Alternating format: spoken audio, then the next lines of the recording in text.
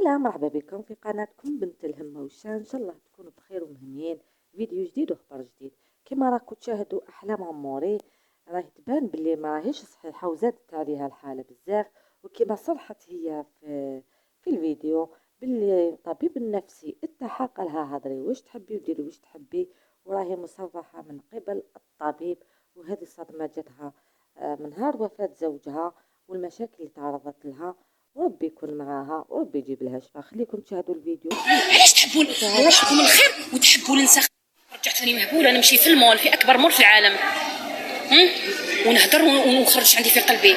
صح معليش، انا طبيبي النفسي قال لي خرجي واش كاين في قلبك، قال لي ولو كنت تحط لهم الزرار نتاعهم لهنا نورمال. اختي طبيبي مصرحه من عند الطبيب النفسي تاعي. هاي